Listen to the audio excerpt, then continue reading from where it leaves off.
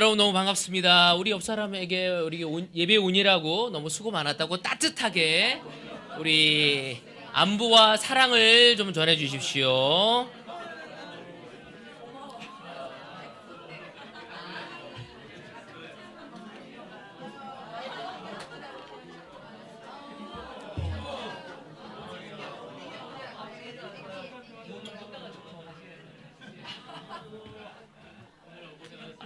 아멘.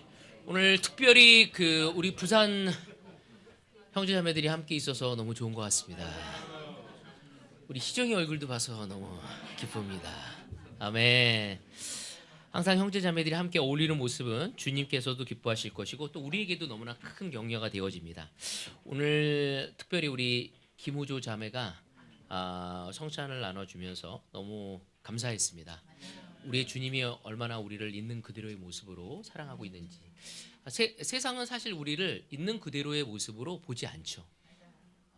그래서 우리는 무엇인가를 더 증명해 보여야 하고 또 무엇인가를 더 멋있어 보여야 하고 더 잘나게 보이지 않았었을 때 스스로 우리를 초라하게 만들 때가 많습니다. 하지만 우리의 주님은 어느 때라도 우리를 사랑하시고 또 사랑하시기 때문에 우리를 이 자리에 불러 모신 것은 너무나 감사하고 또 찬양을 드려야 할 것이라고 생각이 되어집니다. 마음으로 우리에게 성찬과 헌금을 나눠준 우리 후주 자매에게 감사의 박수를 드리고 싶습니다. 아멘. 우리의 마음을 너무 따뜻하게 해줬어요. 그래서 너무 감사합니다. 오늘 제가 여러분과 나누고 싶은 것은요, 은혜의 기억이 만드는 나눔의 기적입니다. 오늘이 벌써 12월 7일이에요. 그죠? 이제 성탄절이 얼마 남지 않았습니다. 이 성탄절을 기다리면서 내가 어떤 마음으로 이 성탄절을 맞이해야 할까라고 전 개인적으로 생각했어요. 12월을 받아들이면서 제 아내는 막 집에 이제 크리스마스 추리를 하고 교회도 또 크리스마스 추리를 하니까 이제 정말 성탄절이 오고 있구나. 이 성탄절과 더불어 우리는 뭘 하죠? 한 해를 마무리하고 내년을 또 맞이해야 합니다. 그러니까 흥분된 마음과 또 씁쓸한 마음까지도 품고 있는 것이 이 12월이지 않을까라는 생각했습니다. 그래서 제가 책을 읽다 보니까 이 카톨릭에서는 대림절이라는 시간이 있습니다. 바로 성탄절을 맞이하기 전 4주 전부터, 그러니까 첫 4주를 남겨놓고 첫 일요일 날부터 우리한테 말하면 11월 30일부터 24일까지가 대림절이라고 해요. 그래서 대림절이 뭐냐면 예수님이 오실 그날을 기다리는 절기라고 이야기를 합니다. 그래서 동방교회에서나 서방교회에서는 이때 금식을 하면서 우리의 마음을 추스리고 기다리는 거죠. 그래서 제가 찾아봤더니 그리스어로는 이게 에피파이네이라는 뜻을 말을 가지고 있고 또 파루시아라는 그 말을 가지고 있었습니다. 언어를. 그래서 그 언어를 찾아보면은 나타냄 또는 도착이라는 의미를 가지고 있어요. 그래서 이것이 라틴어로 어드반투스라는 단어로 해서 지금 이 카톨릭이나 또 동방교회에서는 바로 이 대림절을 보내고 있습니다. 그래서 아마 지금 대한민국 모든 전 세계 그 카톨릭 교회나 또 동방교회에서는 이 대림절을 기념하면서 아마 미사를 예배를 드리고 있으리라 생각이 되어집니다. 이거의 의미는 되게 중요한 것 중에 시작한 것은 이게 한 400년 AD 400년 5세기에 시작이 되어서 공식적으로는 AD 6세기에 이게 정착이 되어졌어요. 근데 의미를 찾아보면서 왜 이거를 준비했나 했더니 그 의미를 보면서 제 마음에 이렇게 터치를 했습니다. 뭐냐면 이 성탄절을 기다리면서 그냥 수동적인 기다림이 아니라 능동적으로 예수님의 오심을 기다리는 것이 바로 이 대림절이라는 거죠.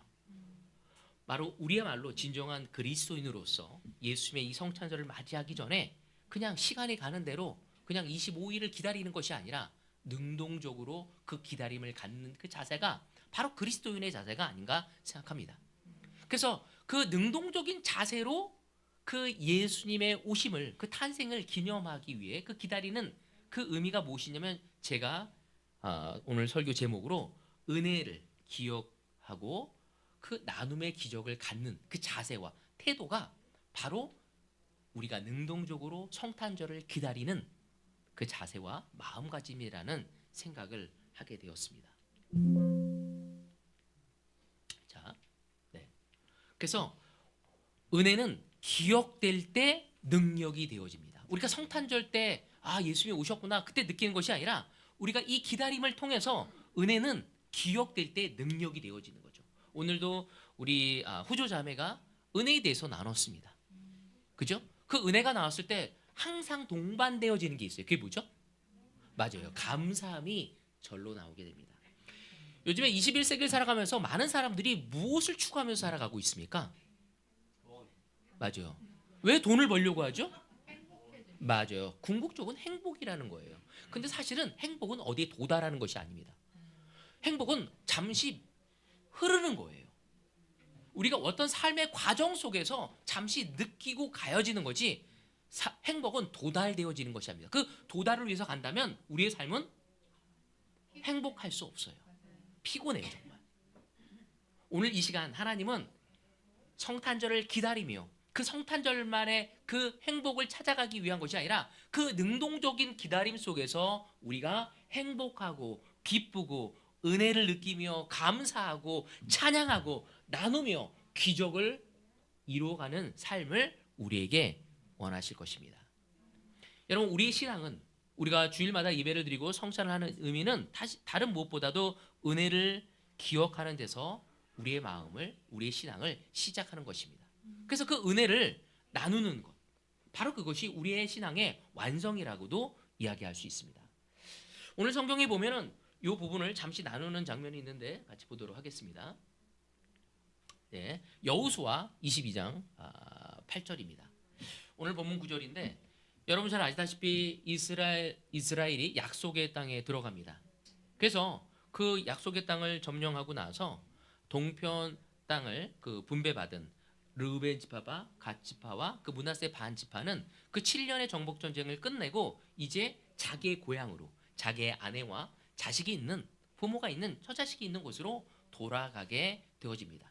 그때 여호수아는 그 돌아가는 그 세 지파에게 칭찬과 격려를 아끼지 않습니다. 그리고 그들은 하나님과 모세와 여호수아의 말에 순종하고 끝까지 충성을 다했고 책임을 다했기 때문에 여호수아는 이들에게 의미 있는 또 행동을 보여주는 장면이 나옵니다. 자, 22장 8절입니다. 당신들은 많은 재산과 아주 많은 가축과 금과 은과 동과 철과 아주 많은 의복을 가지고 당신들의 거처로 돌아가십시오. 여러분 여호수아의 마음을 좀 느낄 수 있지 않습니까? 너무나 고마웠던 거야. 그래서 여기 보면 많은 재산, 많은 가축, 많은 의복을 이라는 표현을 하고 있습니다. 여호수아는 아낌없이 그들에게 주고자 했습니다. 여호수아는 그 전쟁에서 얻은 그 전리품을 독점하지 않고 동쪽으로 돌아가는 그 세 지파의 사람들에게 많은 것들을 나누어 주고 싶었어요. 여호수아는 여기서 나눔이라는 삶을 우리는 발견할 수 있습니다. 이 나눔의 중심에는 한 가지의 원리가 있습니다. 그게 무엇일까요? 여호수아가 그들이 떠날 때 그 모든 전리품을 그들에게 많이 주고자 했어요. 그런 나눔을 주고자 하는 이유가 무엇이었을까요? 맞아요. 감사. 바로 여호수아는 모든 것이 은혜였다는 것을 알고 있었기 때문입니다.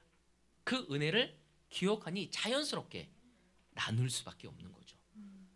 여러분들이 무엇인가를 얻었을 때 그게 내 노력으로 내 헌신을 통해 내 능력으로 얻었다면 나누기 좀 어려울 겁니다.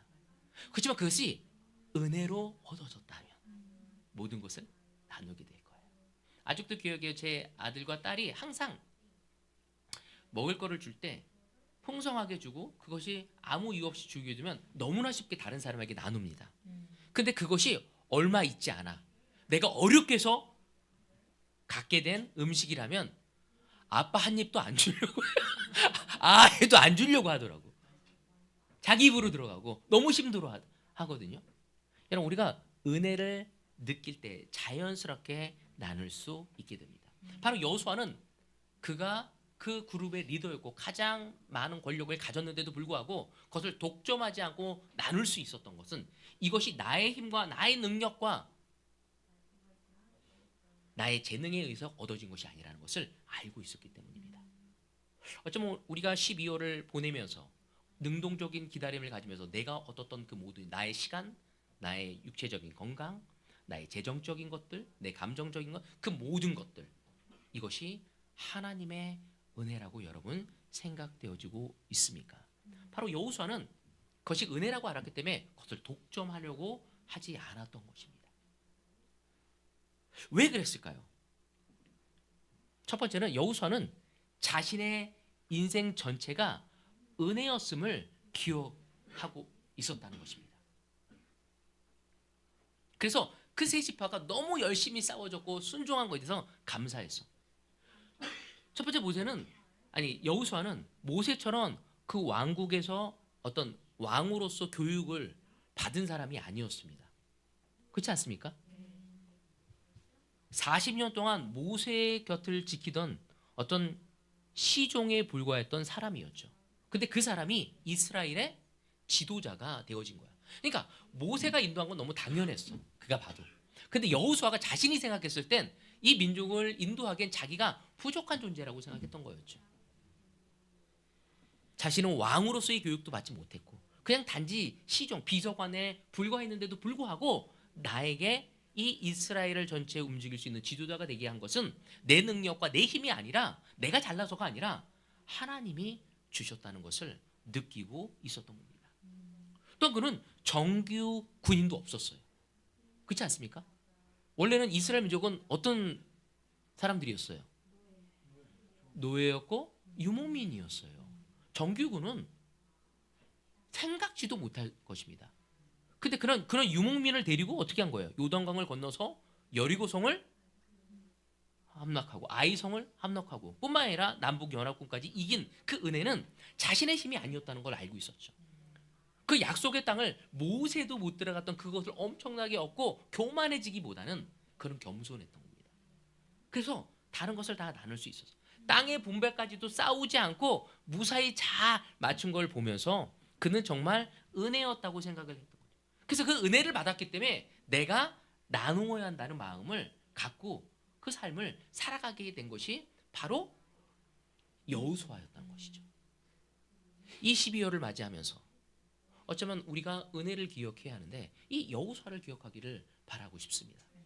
그는 너무나 많은 것을 이루었지만 그 모든 것이 자기 힘이 아니라 바로 하나님의 은혜였기에 다른 사람에게 감사하고 나눌 수 있었던 것입니다.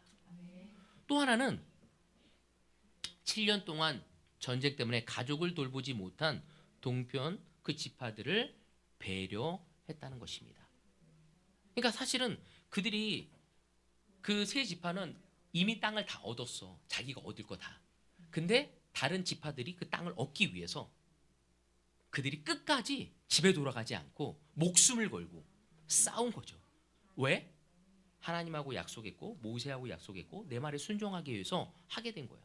그래서 그들은 그 여호수아는 너무나 감사해요. 그들이 돌아가지 않고 끝까지 싸워준 그 지파들에 대해서 이제 무엇인가를 좀 주고 싶은 마음이 있었던 거죠.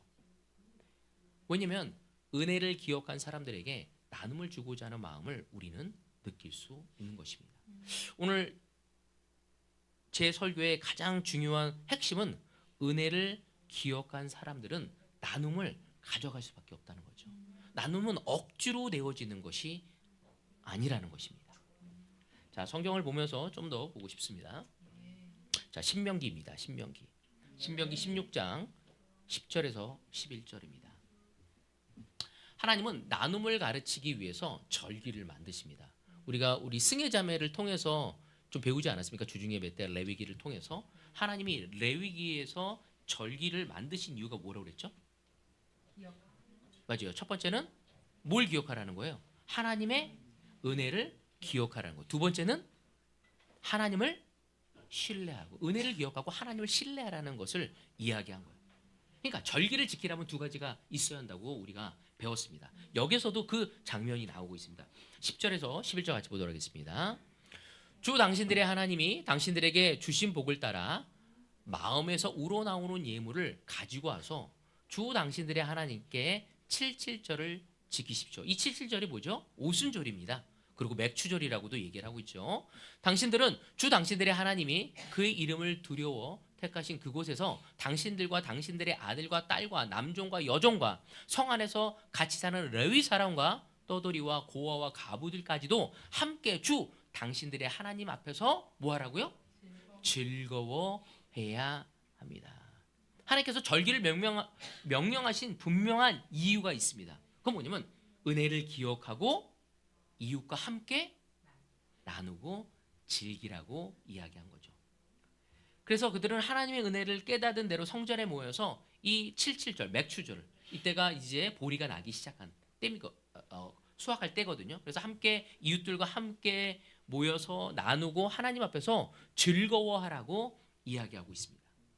그래서 무엇보다도 우리를 구원해 주시고 자녀 삼아 주시고 우리를 지금까지 인도해 준 거에 대해서 감사와 주님의 은혜를 느끼고 서로를 격려하며 하나님을 찬양하는 시간이 바로 그 시간이 되어지고 있었던 거죠. 그들이 그 오순절, 바로 맥추절을 보내면서 힘들고 어려웠던 시기를 포기하지 않고 버티고 살아왔던 것들이 하나님의 은혜라는 것을 느끼고 있었던 것입니다. 오늘 이 시간 우리가 한 주 동안 시간을 보내면서 이곳에 예배를 드릴 수 있는 것에 대해서 여러분 감사한 마음이 있습니까? 하나님의 은혜 때문에 이 자리에 왔다는 것이 얼마나 놀라운 것인지. 제가 요즘에 다른 형제 자매들하고 시간을 보낼 때 자주 나누는 게 뭐냐면 우리가 건강한 게 얼마나 놀라운 건지. 제가 올 여름에 고관절을 다쳐가지고 걷는 것도 너무 힘들었어. 그래서 아내하고 걸으면 아내가 더 빨리 가는 거야. 그래서 내가 좀 천천히 좀 가달라고. 그래서 지금은 내가 아내보다 조금 더 빨리 가면 아내가 저한테 항상 하는 거 지금 다리가 괜찮은가 봐라고 저한테 물어봐 주거든요. 그래서 제가 이 고관절과 허리가 괜찮은 것에 대해서 하나님께 너무 감사를 하고 있습니다. 그러니까 때로는 우리에게 너무 당연하게 주어진 것들, 이런 것들을 우리가 잊어버렸을 때 우리는 감사를 잃어버리게 되어지는 거죠. 여러분, 여러분에게 가장 어려움을 주고 있는 것을 한번 생각해 보십시오. 어쩌면 그것이 여러분의 남편이 될 수도 있습니다. 여러분의 아내가 될 수도 있어요. 그리고 여러분의 자녀가 될 수도 있습니다. 근데 사실 그것이 없어진다면 너무 힘들 거예요. 저는 가끔 우리에게 주어진 것을 우리가 감사하지 못한다면 우리는 평생 행복을 가져갈 수 없는 것입니다. 하나님의 은혜는 무엇인지 우리가 주어진 것에서 감사하고 기뻐하면서 이웃을 위해 섬기고 나눔의 삶을 가져가는 것을 이야기하는 것입니다. 내 삶의 모든 것이 은혜임을 고백할 수 있는 능력, 바로 그것이 믿음이 있는 사람이고 하나님의 은혜와 자비를 받은 사람이라고 이야기할 수 있습니다. 그리스도인들은 나눠주는 인생을 살아야 하는 것입니다. 어제도 제가 어떤 한 친구와 성역 공부를 하면서 이 그리스도인 삶이 얼마나 놀라운 건지에 대해서 얘기를 나눴어요. 근데 얘기를 나누고 집에를 이제 가는데 제가 막 기분이 좋아지더라고. 내가 막 나눠주고 나서 혼자서 생각을 했더니 우와, 정말 내 삶이 너무 놀라운 삶이구나. 때로는 너무 이 삶에 익숙한 나머지 그 삶이 얼마나 특별한 것인지를 잃어버릴 때가 있다는 거죠. 여러분, 오늘 이 시간 이 예배를 드리면서 우리의 삶이 그 은혜를 받고 나누는 삶이라는 것을 기억하기를 바라고 싶습니다. 여러분, 우리가 물질이 있어서 나누는 것이 아니라 은혜가 있는 사람, 은혜를 받았다고 느끼는 사람만이 나눌 수 있음을. 물질이 많다고 나누는 것이 아니에요. 오히려 물질이 많아도 인색한 사람이 있습니다. 우리 함께 또한 성경을 보면서 좀 더 나누도록 하겠습니다. 6장, 요한복음 6장입니다. 요한복음 6장 1절에서 5절입니다. 그 뒤에 예수께서 갈릴리 바다 곧 디베라 바다 건너편으로 가시니 큰 무리가 예수를 따라갔다. 그것은 그들이 예수가 병자들을 고치신 표징들을 보았기 때문이다. 예수께서 산에 올라가서 제자들과 함께 앉으셨다. 마침 유대 사람의 명절인 유월절이 가까운 때였다. 예수께서 눈을 들어서 큰 무리가 자기에게로 모여드는 것을 보시고 빌립에게 말씀하셨다. 우리가 어디에서 빵을 사다가 이 사람들을 먹이겠느냐. 여러분, 이 요한복음 6장을 잘 아실 거예요. 예수님이 너무나 많은 기적을 했고 또 너무나 놀라운 말씀을 했고 수많은 사람이 모였어. 근데 날이 이제 저물었어. 근데 이들이 배고파하신 걸 예수님이 아신 거죠. 그래서 예수님이 뭐라고 하죠? 빌립이 그에게 얘기합니다. 우리가 어디서 빵을 사다가 이 사람들을 먹이겠냐고. 눈치가 빠른 빌립은 이거를 물어봅니다. 그때 우리가 그 다음 구절을 알지 않습니까? 제자들이 찾아봤었을 때 한 소년에게서 보리빵, 보리 5개와 물고기 2마리를 발견하게 됩니다. 그리고 그 아이가 기꺼이 그것을 기빙하고 제공하고 예수님이 뭐 하시죠? 기도를 감사 기도를 하고 거기에 있는 너무나 많은 사람들을 수만 명을 먹이는 기적을 볼 수 있습니다. 여러분 기적은 제가 여기 써놨어. 기적은 많아서가 아니라 나누어서 일어나는 것입니다. 여러분 오늘 때로는 우리의 삶에 기적을 우리가 원할 때가 있습니다. 우리가 시간이 많고 돈이 많고 능력이 많아서 기적이 이루어지는 것이 아닙니다. 우리가 함께 우리의 마음을 나누고 우리의 시간을 나누고 우리의 능력을 우리의 재능을 나누면서 우리 가운데 기적을 가져갈 수 있게 되는 것입니다. 오늘 우리 손에 오병이어는 무엇입니까? 여러분에게 있어서 오병이어는 무엇입니까? 하나님께 매주 예배 드릴 때마다 기도할 때마다 말씀 속에서 우리에게는 각자에게 주신 영적 전리품이 있습니다. 우리 재호 형제에게도 그 영적 전리품이 있고 또 우리 성민 형제에게도 영적 전리품이 있고 우리 이성우 형제에게도 영적 전리품이 있습니다. 여러분 그것이 무엇입니까? 어떤 사람에게 그것이 물질일 수도 있을 것입니다. 어떤 사람에겐 지혜일 수도 있을 것이에요. 어떤 사람에겐 영적 경험일 수도 있을 것입니다. 어떤 사람에겐 건강한 체력이 될 수도 있을 것입니다. 그 전리품을 가지고 우리는 가족에게 또 내 주변에 있는 형제 자매들에게 우리 위에 가까이 있는 이웃과 직장 동료들에게 나눌 수 있어야 하는 것입니다. 여러분의 영적 전리품을 여러분이 근데 준호를 보면 준호는 늘 하드웨어가 좋다고 얘기를 하거든요. 그 하드웨어를 가지고 무엇을 합니까? 나의 건강을 가지고 사랑하는 아내의 필요를 채울 수 있어야 하고 또한 아이들의 챙길 수 있어야 하고 내 주변 사람들을 챙길 수 있어야 하는 거예요. 나의 건강 갖고 나만 즐기는 것이 아니라 내가 다른 사람으로 나의 하나님께 받은 그 건강을 갖고 다른 사람을 나눌 수 있는 결국은 이것이 무엇이 될까요? 정말 기적의 통로가 이루어질 수 있을 것입니다.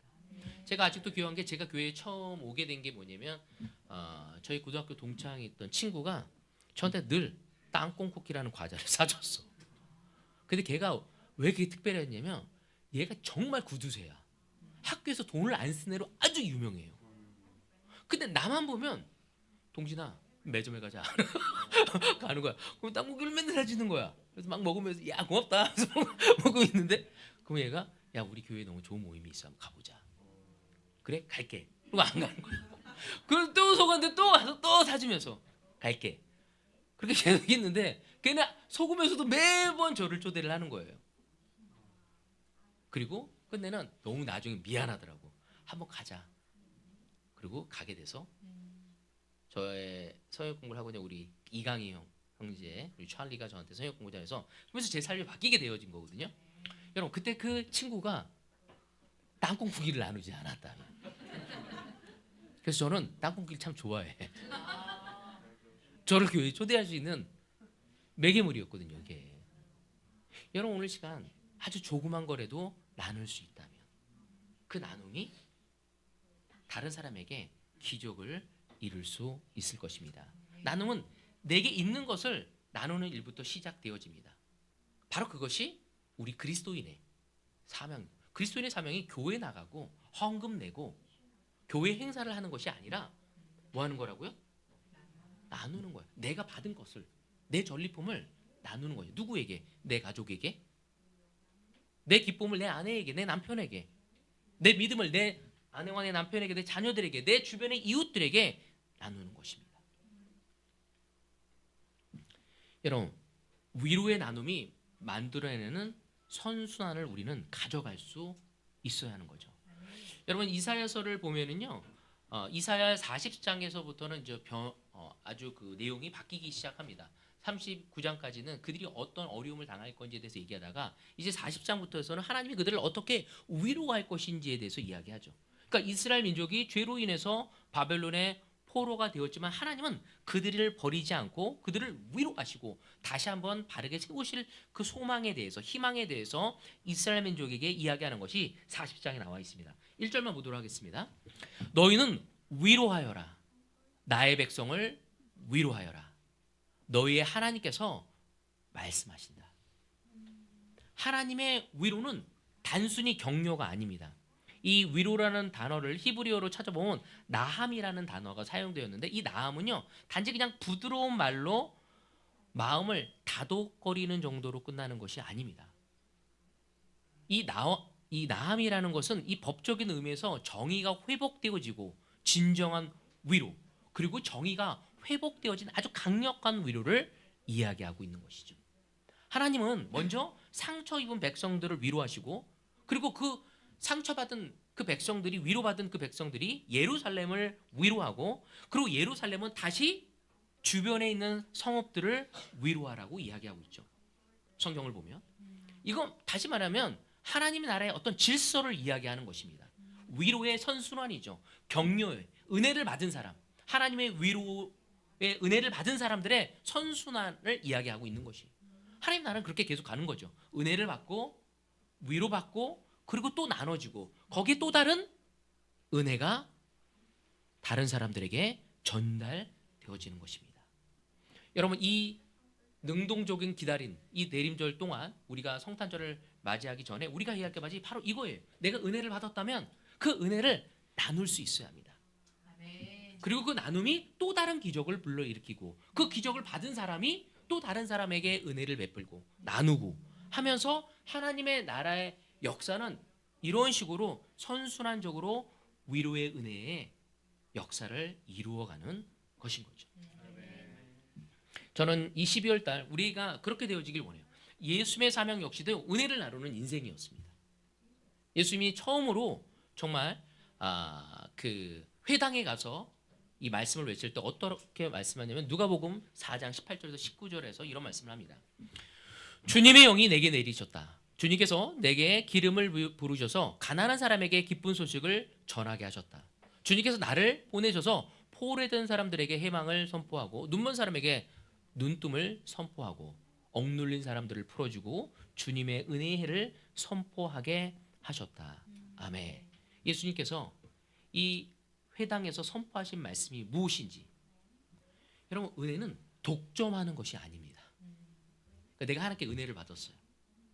그리고 은혜를 나누지 않아. 그건 뭐예요? 독점하는 거죠. 이 세상에서 독점이 좋은 거예요, 나쁜 거예요? 나쁜 거예요. 우리가 은혜를 받았다면 다른 사람에게 은혜를 나눠야 합니다. 그것이 하나님의 나라의 섭리고 질서고 하나님이 원하신 뜻인 것입니다. 예수님이 이 땅에 오셔서 처음으로 바로 나사렛 회당에서 말씀을 선포합니다. 가난한 사람에게 기쁜 소식을, 포로된 자에게 자유를, 눈먼 자에게 다시 보게 함을, 그리고 눌린 자에게 해방을 주는 주님의 해를 선포하셨다고 얘기합니다. 그리고 예수님은 정말 밖에 나가서 가난한 사람에게 기쁜 소식을 전해주고, 포로된 사람에게 자유를 주고, 눈먼 사람에게, 아픈 사람에게 정말 그 회복을 주면서 주님의 뜻을 전하고 주님의 뜻에 들어올 수 있도록 그들에게 계속적으로 나누십니다. 하나님의 은혜는 우리가 절대로 독점할 수 없습니다. 그 은혜는 반드시 흘러가는 것들이 되어져야겠죠. 저는 이 12월 달 우리 모든 형제 자매들이 그 은혜를 흘러주길 원합니다. 그래서 여러분들이 여러분의 남편과 시간을 보냈을 때 아내들이 뭘 느끼길 원할까요? 은혜를 느끼고, 내 남편이 나에게 참 은혜롭다. 또한 여러분 남편이 아내들한테 그 은혜를 느끼길 원합니다. 여러분의 자녀들이 여러분하고 있을 때 그 은혜를 느끼길 원합니다. 또 여러분의 직장 동료와 주변에 있는 이웃들에게 그 은혜를 흐르게 할 수 있는 여러분이 되어지기를 바라고 싶습니다. 하나님의 역사는 흐를 때 이루어지는 것입니다. 그 흘러갈 때, 하나님의 은혜가 흘러갈 때 하나님의 이름이 높여질 수 있는 것입니다. 결론은 은혜를 기억하고 나눌 때 기적은 시작되어질 것입니다. 여러분이 받은 하나님의 말씀, 오늘도 우리 후조자매가 자신이 느꼈던 십자가의 은혜를 나눴을 때 많은 사람들에게 따뜻함과 위로와 격려와 은혜가 되었을 거라고 생각되어집니다. 또한 여러분들이 다른 사람에게 여러분의 삶에 받은 은혜와 축복을 나누었을 때 그들 또한 거기에서의 격려와 위로와 참 희망을 얻어갈 수 있을 것이라 믿습니다. 오늘 제가 여러분에게 나눈 건 딱 세 가지예요. 첫 번째, 은혜를 기억하라는 것입니다. 여러분의 삶에서, 여러분의 가정에서 여기까지 지금까지 걸어온 그 인생의 길 속에서 돌이켜 보면 모든 것이 하나님의 은혜였음을 볼 수 있을 것입니다. 저는 요즘 항상 기억하는 것이 요즘에 저도 40일간의 불가능한 기도를 시작을 했잖아요. 오늘이 뭐죠? 4일째. 저희는 4일째거든요. 다른 쪽은 더 빨리 가는 사람들도 있는 것 같아요. 근데 우리 제가 제 바이블 톡은 4일째인데 그걸 보면서 느끼는 게 뭐냐면 진짜 하나님이 너무나 놀랍게 내 삶에 역사하고 있었고 우리가 꼭 기억하는 게 있잖아요. 저녁이 자기 전에 오늘 열심히 살고 나서 하나님이 내 삶에 어떤 기적과 능력을 보셨는지 살펴보는 시간이 있잖아요. 그거 보면은 진짜 하나님이 그런 것들을 많이 하셨어. 하나님 말씀으로 나를 설득하시고 또 어떤 상황을 통해서 나를 격려해서 그 일을 끝까지 할 수 있도록 인도하시는 모습을 보면서 참 하나님이 나를 너무 놀랍게 인도하시고 격려하시구나를 볼 수 있었습니다. 이제 그 은혜를 기억하고 우리가 해야 할 건 뭐라고요? 은혜를 나누는 사람이 되어집니다. 여러분 누구에게 나누고 있습니까? 오늘 결정하길 바라요. 여러분 가족에게 나누십시오. 그래서 우리 아내가 어느 날 갑자기 요즘에 아내가 공부를 하고 있거든요. 근데 맨날 공부하면서 하는 말이 뭐냐? 공부하기 싫어. 막 이런 얘기를 되게 많이 해야 돼. 내가 대학원 공부를 하면서 그러면서 말씀을 하고 항상 근데 하나님이 내가 공부하기를 너무 원하시나 봐 하면서 하나님이 나를 설득하고 있어. 상황을 통해서 말씀을 통해서 여러 가지 어떤 그 사건들을 통해서 자신을 공부할 수 있도록 시간과 마음과 체력과 모든 환경을 만드신다는 것을 나한테 나눠주더라고요. 그래서 벌써 시작이 반이라고 벌써 1년이 다 되었습니다. 여러분 하나님이 얼마나 놀라우신 분인지 여러분 그거를 나누면서 제가 맞아 우리 하나님은 너무 놀랍다. 아내의 그 은혜를 나누면서 내 삶에서도 누군가에게 나누면서 또 희망이 되어지는 거죠. 오늘 여러분에게 부탁하고 싶은 것은 은혜를 나누십시오. 가족에게, 공동체에, 또 힘들어하는 사람에게, 믿음이 약한 사람에게 여러분 은혜를 나누십시오. 그때 세 번째 뭐냐면 기적이 시작되어질 것입니다.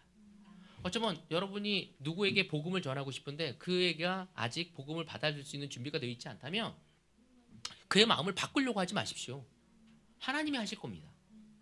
여러분 단지 그냥 여러분이 믿고 있는 거를 나눠주십시오. 제가 땅콩국게 설득이 돼서 강영의 이야기에 설득되었거든요. 제가 성역 공부할 때 하고 싶지 않았는데 했던 이유는 뭐냐면 나에게 좀 질리게 만들고 싶었어. 질문을 통해서 엉뚱한 질문이나 근데 그 질문을 다 해줬었을 때 내가 반박할 수가 없었어. 그리고 끝내는 그분에 대한 호기심을 갖고 성역 공부를 통해 예수님은 내 삶의 주인으로 모실 수 있는 그러한 기회, 은혜를 받게 되었습니다. 오늘 여러분에게 원하고 싶습니다. 저희 어머니 아버지가 교회에 처음 왔었을 때 너무너무 힘들어하셨죠. 그렇지만 끝내는 어머니 아버지가 제자가 될 수 있었던 것은 내가 바꾸려는 게 아니라 그냥 내가 받은 은혜를 나누었어. 그때 우리 어머니 아버지가 그 나눔을 듣고 영향을 받으신 거죠. 여러분 그때 그 안에서 기적이 이루어집니다. 그들이 위로를 받을 것이고 세움을 받을 것이고 하나님의 영광이 이루어질 것입니다. 오늘 예배를 마치면서 여러분 기억하길 바랍니다. 내게 주신 전리품이 무엇인가?